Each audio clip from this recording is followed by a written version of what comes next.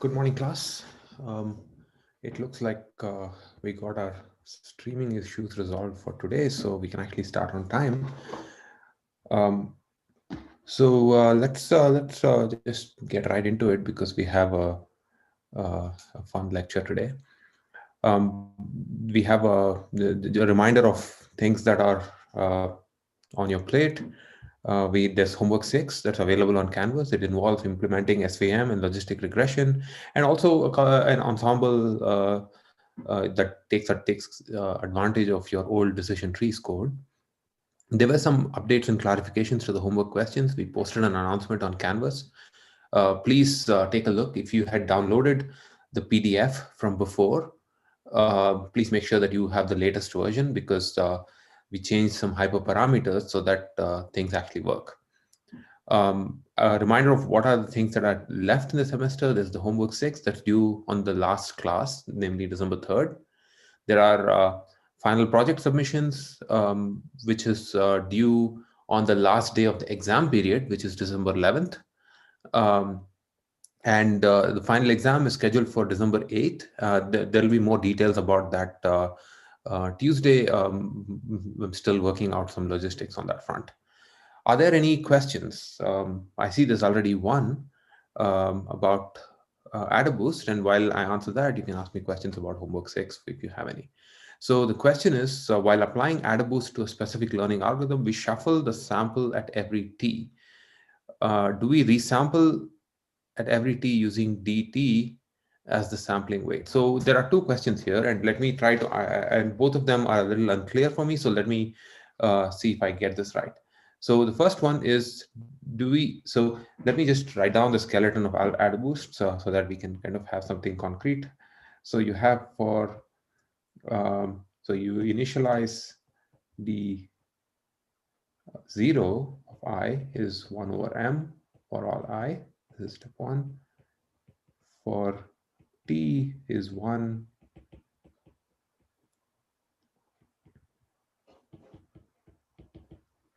So for you iterate through the thing. So you have ht is train weak classifier using data and dt. And step 2, compute epsilon t, alpha t, and dt plus 1, and then return all the ht and the alpha t's. So Jordan, the question here is, where are we shuffling this? So I don't see any shuffling happening here. The thing to note is, even though this looks like it's multiple epochs, this bit here is a black box as far as AdaBoost is concerned. We are just saying, given this distribution, the weak learner does whatever it does. Internally, in fact, this thing here could even be itself running through multiple epochs, doing some shuffling and all that. But AdaBoost itself is agnostic to what's happening inside the box. So I don't understand the question about the shuffling part. There is this, I think the second question is, so maybe you should clarify that while I answer the second question. You resample at every t using dt as a sample weight. That's one way of implementing it. So you can resample examples so that more important examples with dt that are larger show up more often. This is a perfectly reasonable strategy, but a slightly more nuanced thing tends to work better. Namely, instead of resampling and just using your training set internally, the resample training set as the thing to use, you reweight the updates inside the learning algorithm using DT. So if there was some example, let's pretend that there was some example, DT of, let's say, example number 1 is 0.9, and all the other examples are within the remaining 0.1. Now, that means this example number one is very important. So what you could do is, yeah, sure, you could resample so that this example one shows up many, many times. Or alternatively, within, you can modify the weak learner, you can modify this particular algorithm to say that whenever an example shows up with a large value of dt, I make a large update to my classifier. So imagine, for example, you have perceptron. If an example one has a large dt, then the step size increases. The learning rate is multiplied by this thing. So then there's no need for resampling. So at some point, out of curiosity, I implemented both these approaches to compare, one using resampling and the other one doing what I just described. And it just this tends to the reweighting tends to work slightly better. So you can to kind of answer your follow-up question, you apply the same data, it should return the same results every time, except if you reweight the updates using the DT. So each example, an example that originally maybe was involved a small step, now involves a large step. So think about it this way. So you have, let's look at the perceptron type update rule. So you have W is W uh, plus R Y X, and let's consider two cases.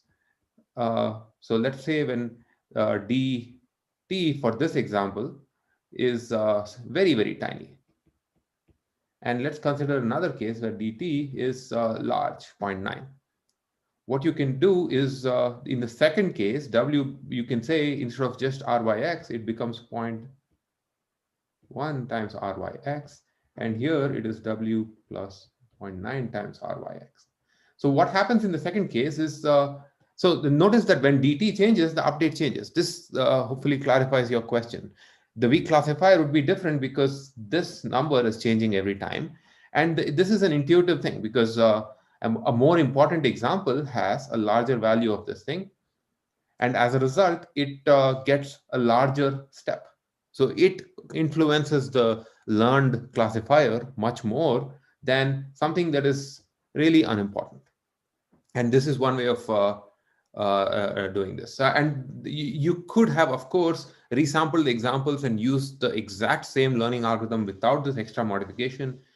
Um, like I said, I never really gave it too much thought after that. It just didn't work too much better. So it's worth thinking about why. Let's say, go back to the questions. Oh yeah. So what day is the final project report due? It's due on the 11th of December. In problem 2 for homework 6, the objective function where the data set is composed of a single example is essentially what you've already given us for maximum a posteriori. It's almost. Yes, except you don't have only one example. Yes, I'm not going to dwell on that too much. Basically, yes. Uh, could you remind what the idea behind shuffling the samples?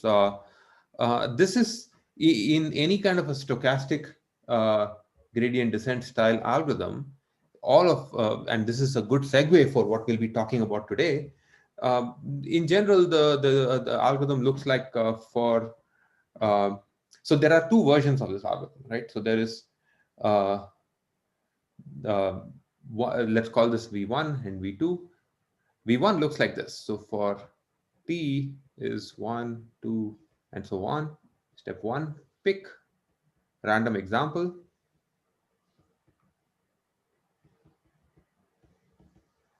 Step 2, gradient update.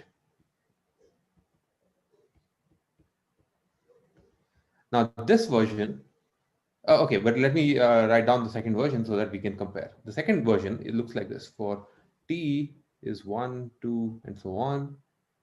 This time we are not going to call it T, we're going to call it epoch.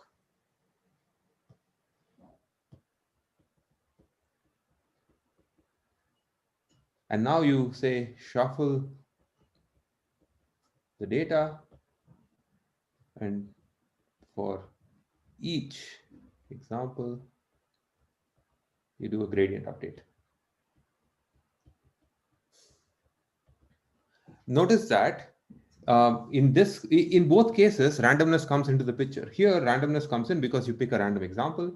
Here, randomness comes in because you shuffle the data. Um, the version that we have the theory for is this thing here, or at least the one that is the more the somewhat easier theory is for V1. And here it says as t tends to infinity, uh, uh, the value of the loss, the function converges to the minimum or a local minimum. So, but this is the version we implement because this is kind of problematic. I'm not going to talk about why it's problematic. I'll give you a hint. Uh, as t tends to infinity, even if t tends to infinity, there's a certain probability that some examples will never get seen. It's easy to compute what that probability is. It's a fun puzzle to think about, but I'll just leave it as a fact. That's why we do this. This guarantees that every example is looked at.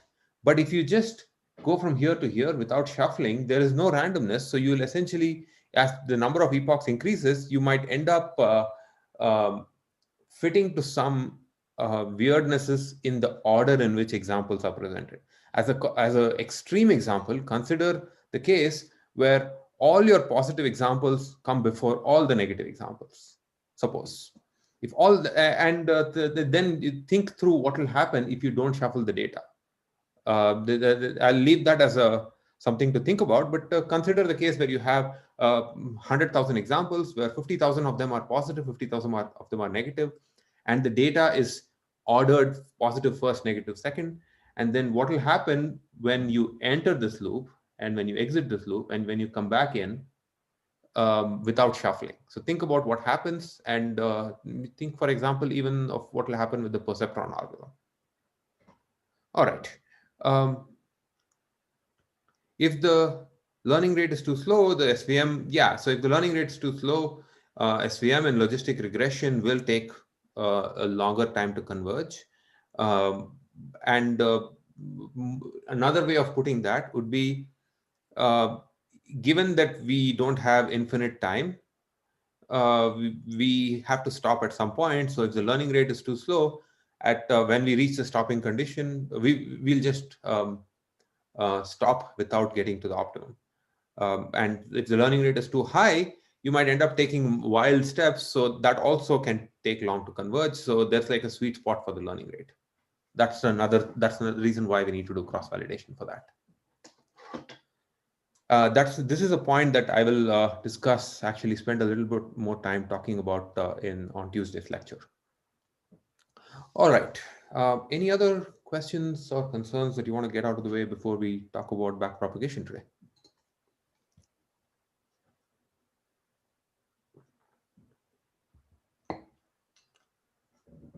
I can't see if someone's typing. I'm going to assume silence means that we have exhausted the questions.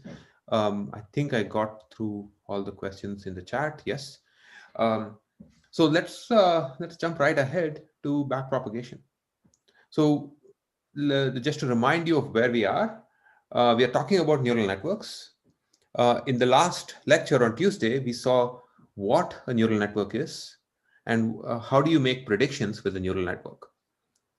Today, we're going to look at how to train these neural networks, and essentially most of the heavy lifting or the only really new thing that we need to see on this front is the backpropagation algorithm, which I'm going to introduce through a couple of examples. And we'll get to practical concerns on Tuesday. So let's talk about training. Before we talk, so the setting, let's first think about what's the setting for the training.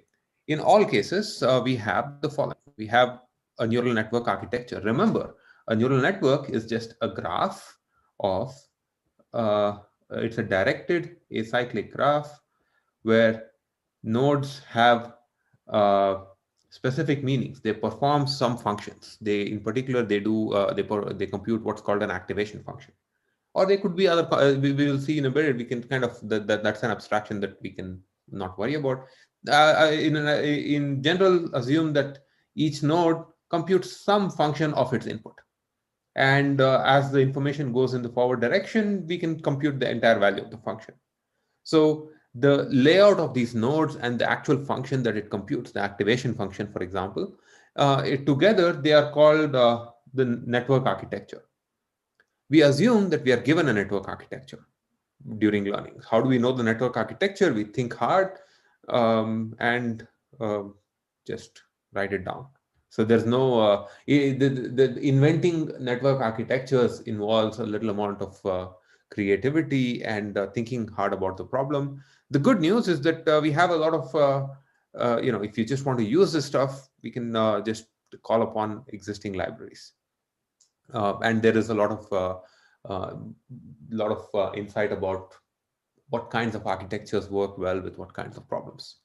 But anyway, we assume that we are given an architecture. And of course, we are still in supervised learning. So we are assuming that we have a data set with examples X and their labels Y. The goal of learning is to learn the weights in the neural network. So edges carry information. And think of these as wires, as the information goes through the wire, it gets multiplied with the weights. So the goal of learning is to learn all these weights. If you think about what a neural network really is, it's given all of this information. It's just this graphical or an like a symbolic way of writing down a function that's parameterized by its weights. So we can write a neural network as some function that takes an example and has some weights in it. The weights can be across all the layers and compute some value. So the neural network is really a function of some input and the weights. So, and it's importantly, it's a differentiable function. That's the key thing that we'll need to use. Which means that now we can use what we've already seen. We can treat learning as loss minimization. We've already seen this idea. We have a neural network, just some function, right? This function is completely defined by its weights. So what I would like is to find a set of weights that minimizes some loss when in terms of when the value of the function, the loss is computed between the value of the function and the ground truth. So for every example, ideally, what we want is an n of xi comma w is equal to yi. Instead of making it equal, I can say I can penalize mistakes using this loss function. This is the number of points this particular set of weights loses for the prediction, namely nn of xi and w. And this is on this example, and I can take the total or the average loss uh, uh, on the entire set of examples that I have. This is, notice that here, xi and yi are coming from the data set. So the only free parameter here is w, and that's what we want to learn. So I can minimize over w. So of course, this can tend to overfit because there's no regularizer. So we can also throw in a regularizer. So I can frame learning as loss minimization. We've seen that this strategy works for logistic regression. It works for support vector machines. In fact, you're deriving the loss, the gradients of the loss and all that for your homework for logistic regression. You're implementing SVM. It works for perceptron also. It minimizes the perceptron loss. Least mean square regression shows that we can apply the same idea for regression also, if provided you have squared loss. These are all linear models. Who says that this only works for linear models? We can apply exactly the same idea for nonlinear models also, and essentially turn learning as an optimization problem. So before we jump ahead, are there any questions?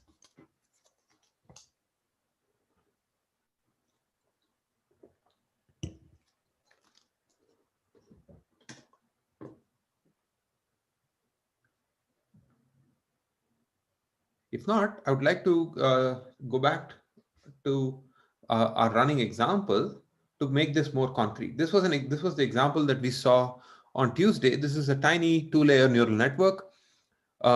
Just as a reminder, this network takes a 2-dimensional input, namely x1 and x2, And the way it works is it first computes Z1. Z1 is, well, it computes Z1 and Z2 independently because this can be parallelized.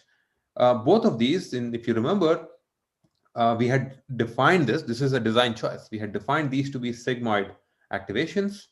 And so you get Z1 in Z2 are sigmoid of the weights dot the example. And then this forms the input to another layer, which is just a linear layer. In other words, there's no activation. So the output of this particular block is simply the dot product of the z's and the weights for that layer. And that's the output of the entire network. So in this sense, we can think of y as a function of the x's, except it goes through these two stages. So given this running example, suppose we know that for a particular example, some particular example, let's say the label is a number yi. Why is it a number? Because the output's a real number. So this is a regression problem. So the label is some number y, and now we can ask how far off are these weights from computing the label. In other words, I can ask, what is the difference between the predicted value of y, namely, let's just say y, minus yi, and I can even square this thing. Put a half here so that I don't have to carry that along. This is a reasonable measure of the error of this particular neural network. So I can call this is the square loss. The square loss for this example is the difference between the prediction, namely y, and yi squared. This is an important point to keep in mind. Square loss is a natural loss for regression. If this was a classification problem, a few things will change. First of all, this unit, the y, would have an activation that is not the linear. It will probably be a sigmoid. And if it's a sigmoid, then you can use the same kind of idea that we had for logistic regression, because it's basically just a you can think logistic regression operates with a sigmoid also. So you can build up the whole thing that we did with logistic regression, but using this thing. You can use log loss. If this was just a threshold function, then you can set up something like the SVM loss. So you can set up a margin loss. The loss function has to reflect the problem. So in this case, in this running example, we are working with regression. So the loss function is the squared loss. So what we can do now is, given an example x and a label y, we can, number one, compute a prediction, namely the y, for this example according to this current model parameters. In addition, we can also compute what is the error in this prediction. We can do this. There's no, given the W's, all of this is easy. So we have a neural network that completely defined by its weights. I'm calling it a classifier. You can also think of it as a regressor. Because the value of L is really just a function of the weights, we can set up an optimization problem. So the question is, how do we solve this optimization problem? Any thoughts on that?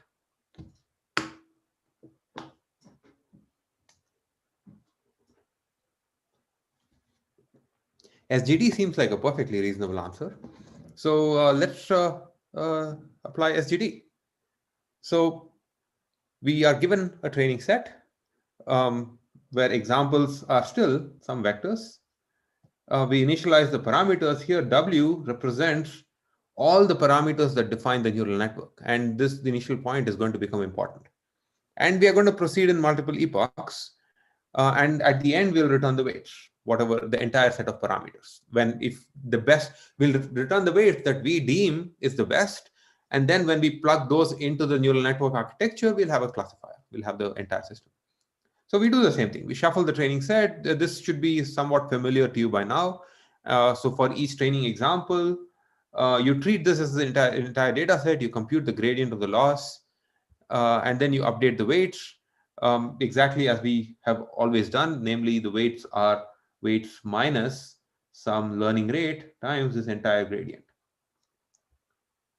And this is just standard SGD. Nothing here has changed. Um, I mean, nothing has changed in the specification of SGD. The only thing that we have to deal with is the fact that the classifier this time is a neural network. But the abstract scheme of stochastic gradient descent that we've been seeing so far has remained identical. Of course, as always, the learning rate, there are multiple ways of picking the learning rate. This is an active area of research, and we'll talk about some of the best practices on Tuesday. Um, the important thing that we have to worry about is because the neural network, and as a result, the loss function is no longer guaranteed to be convex. We saw that well, because it's no longer guaranteed to be convex, the initialization, this step here, is extremely crucial. Um, so let's come back to why this is just to kind of remind you. For support vector machines, it's possible to show that the loss function is convex. For logistic regression, it's possible to show the loss function is convex. In fact, it's kind of a fun exercise to prove that these things are convex. For perceptron, the loss function is convex. And in all those cases, what we did was we didn't really care about where we initialized the weights. We initialized the weights randomly, or we could initialize the weights at 0. And we are guaranteed by this fantastic thing called convexity that initialization doesn't matter. For neural networks, that's no longer the case. The initialization not only matters, it can really change the quality of the performance. So as a side note, when you actually, after the semester, when you start doing experiments with neural networks, if you want to use them out in the wild, I encourage you to always train it a few different times with few different initializations to get a sense of how sensitive your learning is. But there's a question. We come back to SGD a lot. Is this state of the art?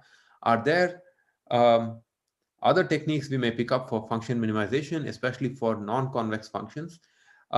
It's the backbone of the state of the art. The state of the art involves SGD plus some other useful tricks like we'll see in the next lecture, like momentum and uh, cool ways of picking learning rates and things like that. But essentially, SGD seems to be the big driver of machine learning today. Now, you might ask, why is this the thing?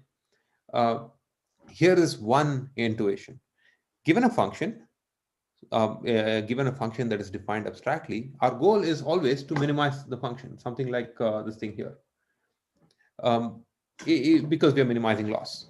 Now, we can ask, what are the ways in which this function, we can approach this minimization problem? There are a few different things. We can ask the function what is the value of the function at a certain point, and if we can use that for minimization, that's essentially gradient-free minimization. It's only using the value of the function to minimize. Without a gradient, we don't have a good sense of which direction to make the changes, so it seems like a gradient is useful. There is some work in gradient-free optimization, except it tends to be hard. Now, you can ask, instead of the grade, so the gradient tells you which direction is the function moving the fastest or increasing the most, and you take a step in the opposite direction. You can ask another question. You can look for the second derivative. The second derivative, the Hessian, is telling you which direction is the gradient moving the fastest. And that actually, if you have the Hessian, you get methods like the Newton's method, and it can speed up optimization quite a bit, except the problem is the second derivative of these kinds of functions in our massive, massive matrices. And we just don't have enough memory to store them. And they basically, we are stuck with this trade-off between too little information, namely not using a gradient, and too much computation, namely second derivative. SGD or gradient-based methods seem to be a sweet spot. I keep saying gradient-based methods when I talk about SGD because it's the simplest representative of a collection of methods that in all of which involve computing the gradient. Essentially, this step is common to all of them. In fact, one might say this something like this is common to all of them. And where things change would be what happens to the update. Um, the next question is, I see that Adam's used a lot instead of SGD. How similar are they? Adam is a grown-up version of SGD if you want. It also involves computing the gradient. It changes this quite a bit. It makes sure that the updates are smoother. It makes sure that the the any single example does not lead to wild variance. It's a slightly more stable thing. We're not going to cover Adam, but I'll give you a sketch, an intuition of what Adam is on Tuesday. Is there a transformation that we could use to make this problem convex? Alas, no. If you have a non-convex problem, you have a non-convex problem. So we can't. This is the world we are stuck with. Okay. So are we done here? I mean, we should be done, right? I mean, this whole thing is, we've seen SGD, we know how to compute the function. What is the problem? Can you now write the code for implementing training any neural network? Like even neural networks that you don't get to control what their architecture is. There is one tiny thing left, namely this step here. How do you compute the gradient of the loss with respect to the parameters? We haven't solved everything simply because the derivative of the loss function is complicated. All we know is that it's a differentiable function. If the neural network is differentiable and the loss is differentiable, then the whole function is differentiable. So the gradient exists, the derivative exists, or at least the subgradient exists, like we saw with SVM. However, the actual values of the gradients are decided by the choice of the architecture, the activation functions, the loss function you use. So it becomes slightly tricky. SVM and logistic regression are easy. I mean, you may or may not agree, depending on how much effort you're putting into the homework, but it's actually easy. You can compute the gradient on paper and things just work out, because there's effectively just one layer. When you have more than one layer, you have to do a lot more bookkeeping. And we do have more than one layer. For example, we have complicated functions that could be 150 layers. So how are we, I mean, working out the derivatives by hand is really not a feasible proposition. So how do we do this in a way that generalizes to neural network architectures that are not seen? This is exactly what is the driving force behind these libraries like PyTorch and TensorFlow. PyTorch and TensorFlow are a fantastic wrapper built around a rather sophisticated engine for computing gradients. That's what we're going to do next. We need an efficient algorithm that can compute the derivatives of any function at a certain point. This algorithm is called backpropagation. Backpropagation is just a method for computing gradients of functions. Just to make sure that we are all on the same page, let's step back and see where we are. If we have a neural network, namely we have the structure of it, the graph connectivity, we have the activations and all the weights, then we can make a prediction for any given input. If we have the true label for that input, then we can also compute the loss, or we can at least define the loss and also compute it. If we can take the derivative of the loss with respect to all the weights across the network, then we can take a gradient step using SGD. So the only thing that's left is, how do you take this derivative? And if you have that, you have all the pieces needed to train a neural network. Before we actually look into the details of backpropagation, are there questions?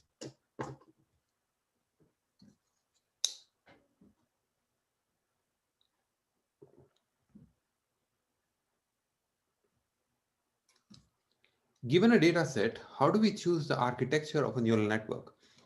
This is $1 million question. There's no good right answer there.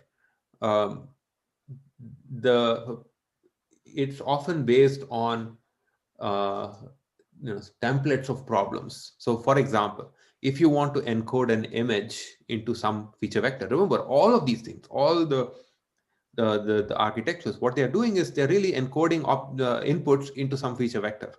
So if your problem involves image features, the standard thing to use today is a convolutional neural network. Why? Because people have shown through many years and um, many different experiments across data sets, convolutional neural networks are fantastic at capturing local and global information in images. If you're using, if your inputs are sequences, then the architecture that you use involves something called a recurrent neural network, probably like a long short-term memory network. These are just different architectures for networks, or more recently, things called transformer networks. If your input is a fixed size and just a vector that you need to classify, then you usually just use some sort of a multi-layer perceptron, or multi-layer perceptron is just layers of what we just saw as a two-layer perceptron. Um, and there you have to be a little bit careful.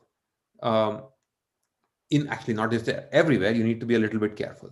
Remember that we are still not free from the risk of overfitting. Occam's razor is still a useful guiding principle.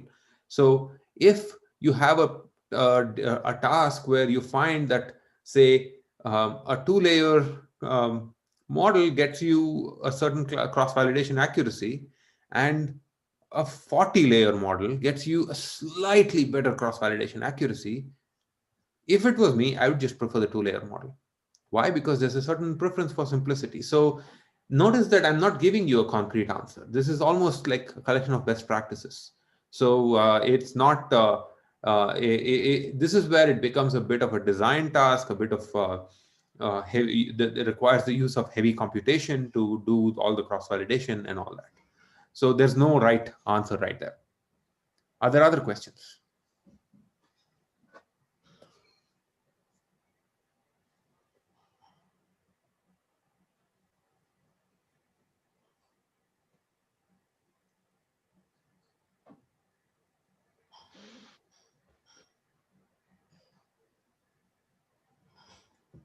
So I see that all of you are eager to jump ahead, or you don't want to ask questions. So I will do the only action that's left for me, which is jump ahead. So what we need is to compute the derivatives of functions. Let's consider a very simple case to kind of give you an intuition. Let's take some very simple examples. Suppose I have a function f that takes two inputs, x and y, and adds them.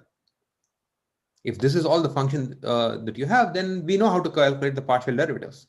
The derivative of I'm just going to say df by dx, because partial derivative of is a mouthful. So df by dx is just 1, df by dy is also just 1. So this is fine. If you have another function, let's say f of x comma y is the product of these things, then df by dx is y, df by dy is x. So also fine. If you have max, this is the case that we saw before. Then now we don't have a gradient, but a subgradient. Df by dx is 1 if x is the if x is greater than y and is 0 otherwise, and df by dy is 1 if y is greater than 1 and it's 0 otherwise. These are all simple cases, and there's not much of a hopefully nothing on this slide is shocking for you. But all of these are useful to illustrate what, just to remind you what what backpropagation is doing, or what the gradient is doing. In all cases, the gradient, say for example df by dx, it represents the change in some function when there's a small change in x. This is just a useful thing to keep in mind. This is the definition of the derivative. You can think back to whenever you saw calculus in middle school or something, and think about how this can be defined in terms of limits. The, the derivative is simply how much does the function change if there's a small change in x, and this is nothing new here. Oh, there are a couple of questions. Can we use any loss function and use TensorFlow and or PyTorch to compute the derivative of the loss? That's right. You can use any loss function and any what do you call it? Any architecture, provided they are differentiable. And the other question is backpropagation, just the chain rule. It basically just is, yes. So now let's build up a more complicated, look at a slightly more complicated case. Let's say we have a function f, which is f of x, y, and z is x times y squared plus z. Still actually a simple function. You can, on paper, just work out all the partial derivatives of f with respect to each of these parameters, x, y, and z. But let's do this slightly differently. So I'm going to break down the function in terms of all these simple forms that we just saw. The simple things that we saw were addition and multiplication. So what we have here is one addition, that's this, and then one multiplication that gives you the f. So I'm defining g as y squared plus z, and I'm defining f as x times g. I'm pretending that the squaring is just there. Let's not worry about that. Each of these is a simple form, which means I know, and hopefully you also know, how to compute the dg by dy. So g is a function of y and z, f is a function of x and g.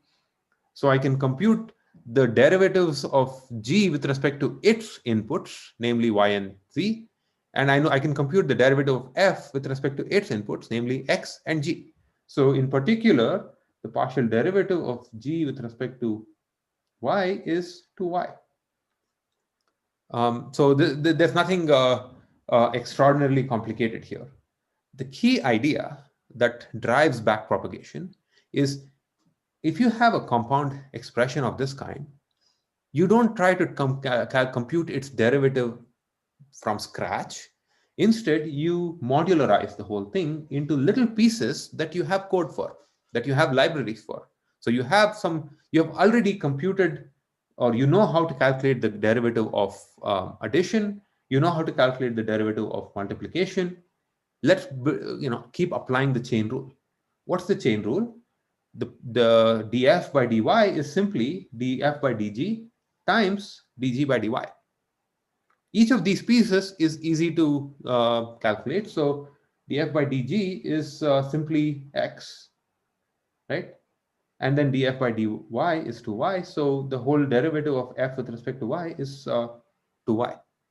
Now, this may seem like I'm just making something rather simple into something that is more complicated. What we are doing is essentially breaking down the process of how derivatives are computed, and then into its simplest components, and then trying to piece together the gradient computation for arbitrary functions, because this process keeps getting repeated.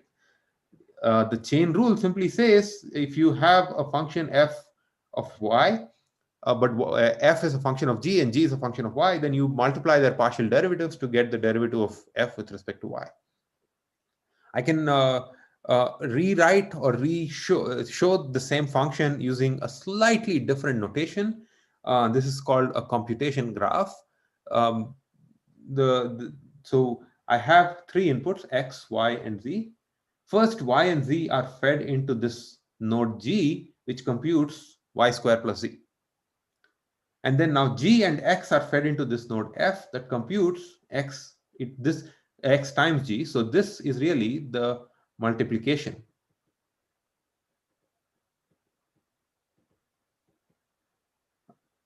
This is the multiplication node, and this thing here is a function that takes two inputs and computes, squares the first input and adds the second one. Both of these are simple operators, and you can imagine how I can keep piecing this together. Now I can also do something more complicated, like I can have f that goes into something else with another multiplication with say, well, I can do something. Let's say we bring this back here. I can keep going. I can build more and more complicated functions. And that's really the fundamental idea. Any complicated function, like the loss functions that we see, are really built out of these simple pieces. The forward pass in this language is we are given values for each of these inputs, and we essentially pass the input, the whole thing through this graph, and we compute a value. So G computes, G doesn't know about the existence of F. Its job, this is a rather local thing. Its job is to take two inputs and compute y square plus z. So G of yz is this function that computes y square plus z, and it takes two inputs, and when the inputs are given, it can compute the value phi, for example. Now, F does not care that it's connected, it's getting its input from G or from anywhere else. Its job is just to take two inputs and multiply them. It gets 3 and 5, and it produces 50. This is the forward pass. The backward pass is you compute the derivatives of every node, or in this case, it's node, but when we talk about neural networks, it'll be edges, but really doesn't matter. So along this path, I can ask, what's the derivative of f with respect to this input? Well, it's just partial derivative of f with respect to x, which is equal to g, because remember, if f equals xg, then is g. So the gradient in this direction is phi, because the value of g that we had already computed in the forward pass, remember, we have, at this point, we have performed the forward pass. So because we've already computed the forward pass, we have this value of 5. So the f knows how to, which partial derivative goes in which direction. Similarly, the partial derivative in this direction is the value 3. Why? Because it is df by dg is x here, but x has the value 3, so 3 goes down this way. Next is the interesting part. I want to now calculate df by dy. df by dy is essentially going down this path here. It's multiplying the partial derivative of this path, this edge, and the gradient along this edge. So it's df by dg, which we've already computed, times dg by dy, which we know because it is g is y square plus d is to y. So we can compute the value of the gradient of f with respect to y by just going down this path and multiplying all the partial derivatives. Similarly, I can do the same thing here. I go down this path. So this df by dy is df by dg, which is this thing here, times dg by dz, which is just equal to 1 in this case. So the derivative is 3.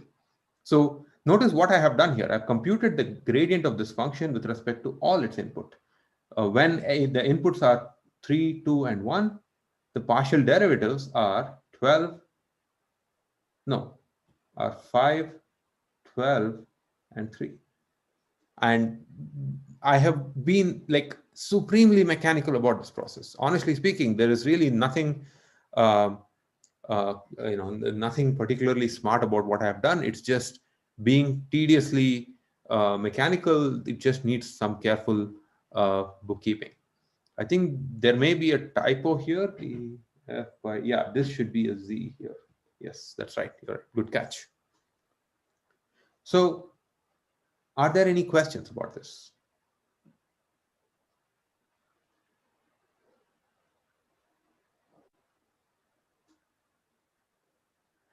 What we have seen here is really a high-level abstraction. Every node in this graph knows two things and only two things. It knows how to compute the value of the function with respect to its inputs, and it knows how to compute the partial derivative of its output with respect to each of its input. The first one is called forward computation. The second one is called backward computation. There's a question we need to do this for each and every weight. That's actually right. That's literally what backpropagation is. Doing this process for each and every weight in the entire neural network and being careful about the bookkeeping so that you don't do any work more than once. So you do some careful caching. That's really what backpropagation is. The process here is rather simple. you can define every node independently of how it's going to get used. I can define the action, this process of multiplication and the gradients of, if I have a node that multiplies two of its inputs, that gives you xy, the gradients along each of these legs, x and y, does not really matter. It does not care about whether this node is used inside the innermost term of the loss or inside, say, the dot product, or if it's used somewhere much higher up, or if it's used anywhere in the network. It doesn't matter. Independent of what happens in the graph, these two steps can be defined. So essentially, we are building up this neural network using little modules. And that's the word that's, I think, used in PyTorch. All of these things are modules. We can build up complicated functions using simple ones and recursively apply this process that we just walked through to compute partial derivatives of every single weight. In terms of the computation graph, I want to remind you that once again, the meaning of the gradient, the meaning of this each partial derivative is how sensitive is the value of this function to to the changes in these variables, to these variables. So larger numbers means it is more sensitive. So effectively, f is more sensitive to the value of y because the gradient is larger here. So this is like an intuitive understanding. Larger gradients mean even a tiny change in y can lead to a large change in f. So it's more sensitive to y, it's less sensitive to, again, there's the same mistake here, it's less sensitive to z. Are there any questions? This is a very simple example. We're going to now take the same intuition and apply this for another example, namely the neural network that we have seen. And hopefully that will clarify things. If you're getting bored of this, that's a good thing, because this is a boring process, which is why we are going to use, it's worth implementing this from scratch at least once, but you won't be using this from scratch all the time, because that's what PyTorch does for you.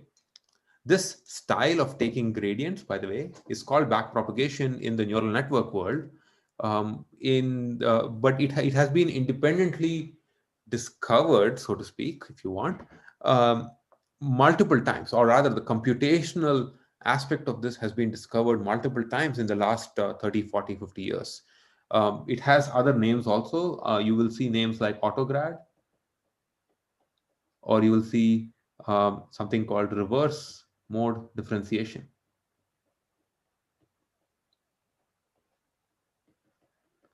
These are all the same thing. It's basically just another backpropagation sounds nicer, or it sounds it has good PR, let's say. So let's instantiate this idea for a specific neural network. In particular, we will, before we instantiate this idea for a neural network, I also want to introduce another notational convenience and kind of revisit this chain rule. Usually, in the example that we saw, all these nodes here represent just single numbers, right? And that's useful because at least as a educational tool, it's worth thinking about every node as representing one number, one feature. But instead of that, you can represent the entire, a node in a neural network could represent a number. It could represent a vector, which is just an array of numbers. It could represent a matrix, which is a 2D array, or it could represent an arbitrary tensor. If the word tensor bothers you, think of it as an n-dimensional array of numbers. So essentially, these things can represent arbitrary tensors. And that's why you get names like TensorFlow. This is the fundamental object that is passed around inside TensorFlow and PyTorch. I can represent this as the entire input layer here is a single node which represents the vector x1, x0, x1, and x2. This is multiplied with a matrix that I'm calling WH. WH is all the numbers in this that are connecting these two layers together are packed into a matrix. And when you do the multiplication, you get this another node z. Z is simply, well, there was also the sigmoid, right? So you multiply them, and then you apply this, you multiply the matrix with this vector, and you apply this sigmoid transformation for each element of this thing, and that gives you z1 and z2. Together, they are um, the vector, together they are denoted by this single node z. So z is simply z0, z1, z2, or sometimes you don't have the z0 term. Um, so I'm just going to write this as z1 and z2, and you keep going ahead. Instead of this particular layer, instead of showing all the three arrows going in, I can put them all into a single vector w. Implicitly, you add a bias term and all that to produce a y. And so y is simply wo times z. There's a tiny bit of a notational fudge here, namely this z0 was not here, but it's added here, and that often tends to be implicit in this whole thing. But the point I'm trying to make here is, oh, by the way, there's no activation. The reason y is simply a dot product, wo times z, is because remember, this was a linear layer. So I can write the whole neural network as this single chain here.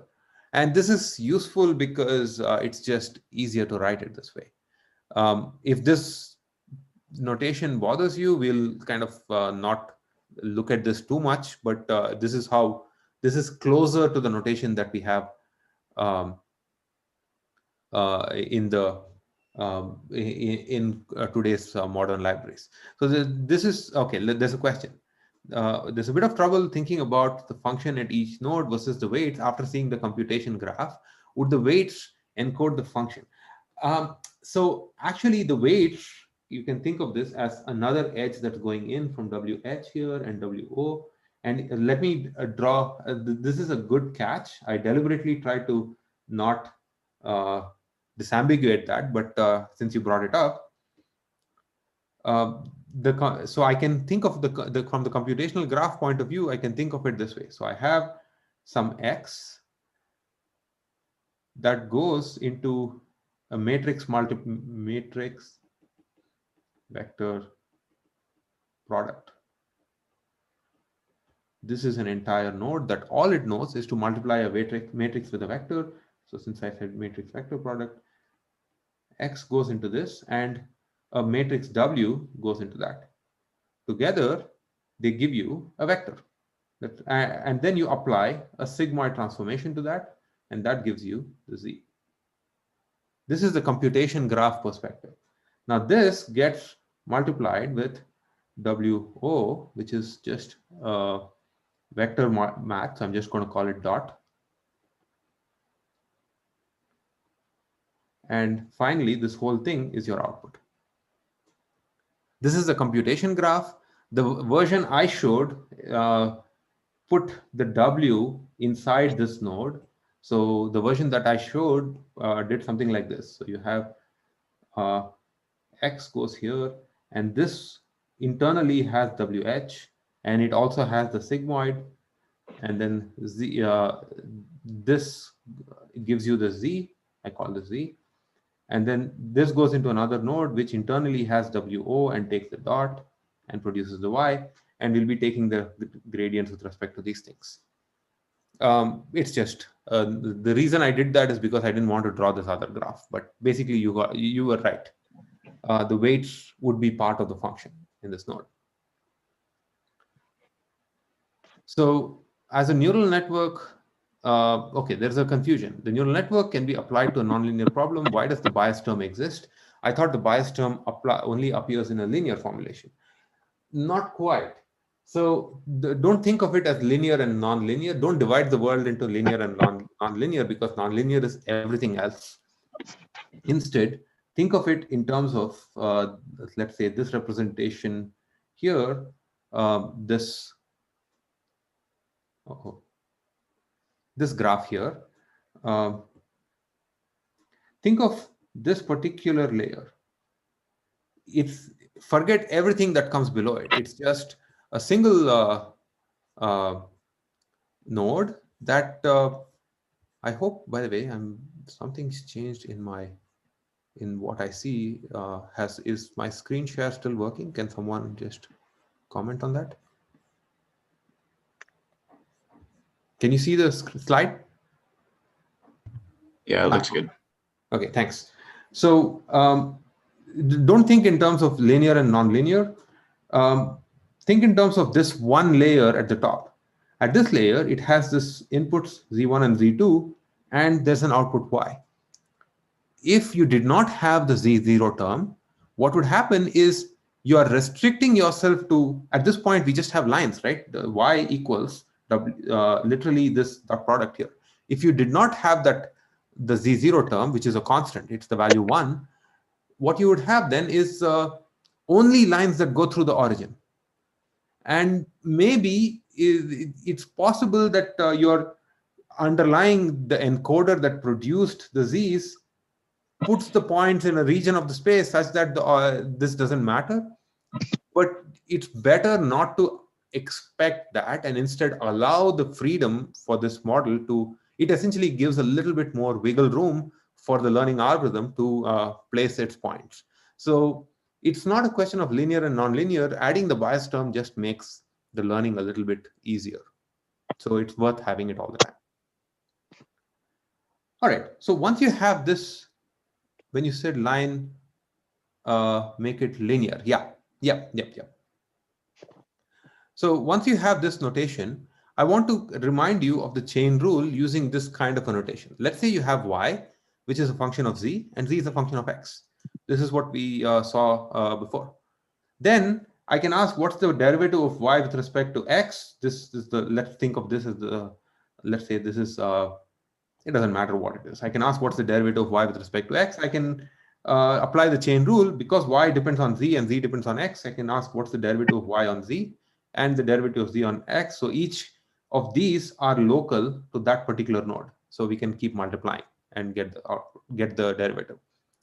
If y is actually a sum of two things, if y is the sum of some function of this kind, a function of z1, and sorry,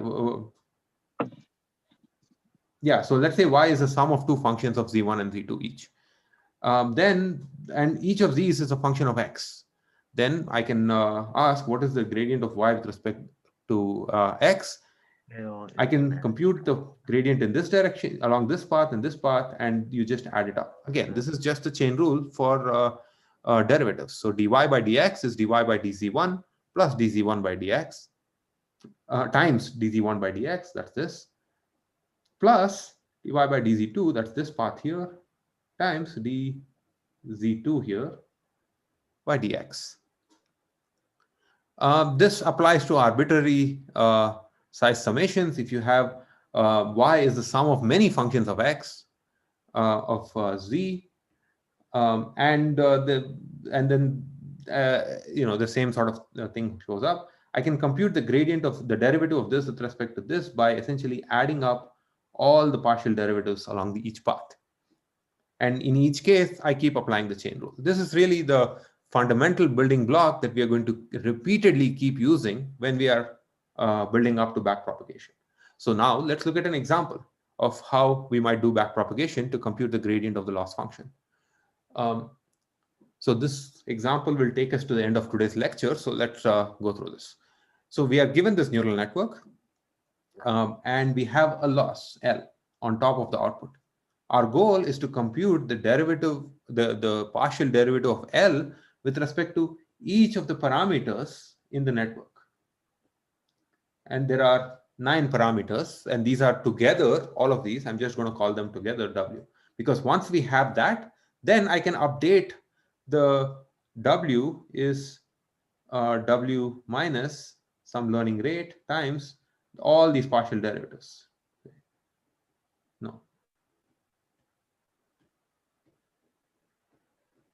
And so on. This giant object. So you just do an element-wise subtraction and we're good. So if we can compute the partial derivatives, we are in good shape. So The important thing is, so what we want is to compute the partial derivative of L with respect to each and every weight, and the whole agenda rests on the fact that L is a differentiable function of all the weights. What we are going to do is keep applying the chain rule, and anytime we encounter any computation that we have already done, we don't do it more than once. We just cache partial computations along the way. That way, everything is going to get much faster. And the second thing is super important. Let's see how it works.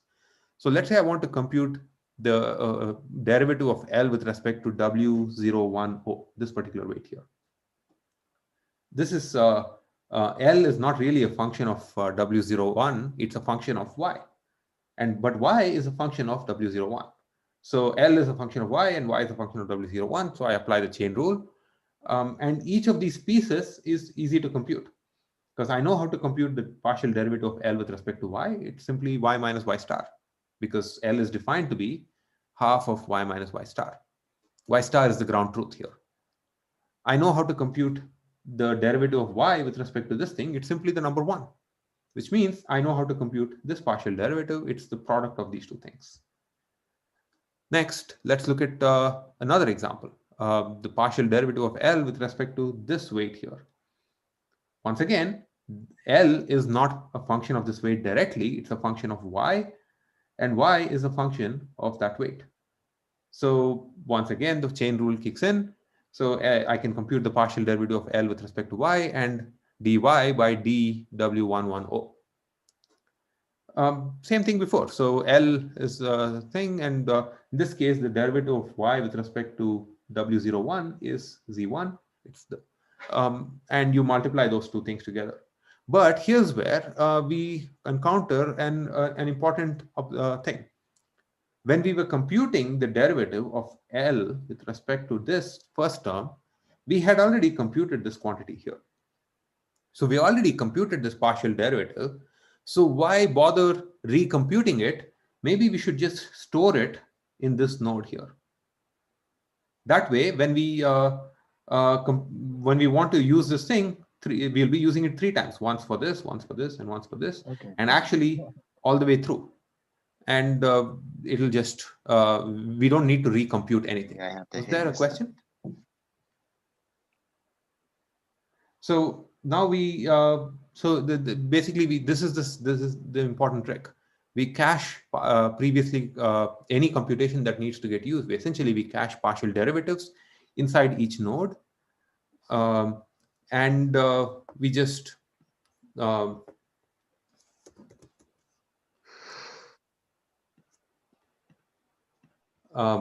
and we just keep multiplying things along the way. So let's now do one more example. Let's say I want to compute the partial derivative of L with respect to this weight here, which shows up in the math here. So in order to do that, I have to think about how everything works. Essentially apply the same idea again. This is a slightly more complicated example, but let's work this through. So first, let's see what L is. L, partial derivative of L with respect to W22. Well, I don't have a W22 here, so but all L knows is to compute the derivative with respect to the one thing that it got, namely Y. So it's going to do that. It's the derivative of L with respect to W22 is dL by dy times dy by dW22. It doesn't care about anything. All it knows is just this one thing. So it computes that partial derivative and sends it along to all its connected nodes. Now we can ask, what is the partial derivative of y with respect to W22? For that, you need to know what is the how is y defined. Y is simply defined as this linear function of its inputs, namely the z's. So you can apply that whole thing again, and I'm basically working through this whole process. So this goes, this operator goes into the for each of these elements, and it's W11 times the partial derivative of Z1 plus W21 times the partial derivative of Z2. But Notice that, I mean, this is just a simplification. In practice, you have to actually work through a little bit of that thing. But for now, I'm going to, since we know that W22 is independent of, or Z1 is independent of W22, we can just, that becomes 0. So let's just make a simplification here. Next, we have the derivative of Z2 with respect to W22. Z2 is a sigmoid applied to this linear transformation. I'm going to call this linear transformation S. So we have really two functions here. It's Z2 is sigmoid of S, where S is that thing. So I can ask, again, it's the chain rule, right? So I have one thing here and then another thing here that chain that flows into that has a connection. So I can apply the chain rule dz2 with respect to s, and similarly the times the partial derivative of s with respect to w22, and I can pile it all together and I get this whole expression. Now z1 is not a function of w22 because w22 is the weight on this edge alone and nothing else. So everything else essentially goes away. If it were a function, it will still show up. It's not a big deal. If it were a function, this expression would not have become 0. You'd be carrying around a summation, but you won't actually carry around any summation. And that's the important point. What each node does, every node knows how to calculate its own little partial derivatives and nothing else. And when I call for the derivative of this with respect to W22, you just take the reverse path all the way to that and keep multiplying all the partial derivatives you encounter along the way. So each of these partial derivatives is easy. So the dl by dy is simply y minus y star. We know this because we've already calculated this. dz2 by ds is simply z2 times 1 minus z2. This is because z2 is the logistic function, and this is the derivative of the logistic function, which we saw when we were talking about logistic regression. ds by dw22 is simply the derivative of this linear form with respect to this expression here. So and then each of these is really easy. So there are some comments that maybe I think one of you is answering another person's question, but all of these things are easy. So we are just putting together little pieces, and the right way to put them together is actually to start at the top and compute the partial derivative of every node with respect to, of the output with respect to every node. So that will take care of this. And then you go here, you do this, you go here, you do this, you go here, you do this. After that, you go here and you take care of each of, not the nodes, sorry, edges. You take care of every edge, and then you go in reverse order from the output to the input. That's why it's called back propagation. The reason you go in the reverse order is because if you're doing that, by the time you need the derivative of this, of L with respect to that, all these intermediate pieces here would have already been computed because you already have stored partial derivatives when we are working in the backwards direction. And this is why it's called backpropagation. So all the partial derivatives are already cached, except for the one thing that you need at this point, namely, it's just this last thing here. And everything, essentially, this entire product comes in. You calculate the partial derivative and you send it out to whoever needs it next. If there was another layer below, that whole product would be passed along. And because all of this stuff comes from the top with respect to this node. How does this work for threshold functions? Threshold activations are problematic. Threshold activations are not differentiable, which is why we can't use them. This is the reason why we need some soft surrogate for a differentiable surrogate for threshold activations. This is basically the whole agenda here is assuming that we can calculate these partial derivatives, um, um, that these functions are actually differentiable or at least sub-differentiable. Is there any proof for convergence for this? There is. I mean, I'm not going to talk about this. This will converge as long as your graph is acyclic.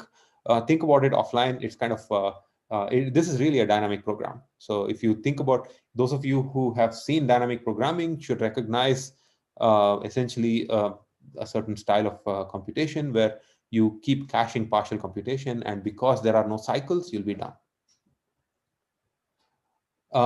So let's let me abstract out these details. The same thing works for multiple layers, for more complicated architectures. It essentially involves repeated application of the chain rule again and again. What you do is first you perform the forward pass from the inputs to the output. This is there's this direction up there, and you compute the loss function. And then from the loss, you do the backward pass using partial derivatives. You keep storing, caching the partial derivatives along the way, so that the next thing in the graph ends up using it, because it's going to so that you don't have to redo any computation more than once. And this is the entire algorithm. This is backpropagation. What backpropagation gives you is the gradient. Backpropagation is just a way of computing the derivative of a loss function with respect to everything in the neural network, or in general, a derivative of a computation graph with respect to some output, with respect to the inputs. It's the building block of SGD. Stochastic gradient descent is a generic learning algorithm for any loss function. Backpropagation is a generic method for computing partial derivatives. It's a recursive thing that proceeds from top to bottom.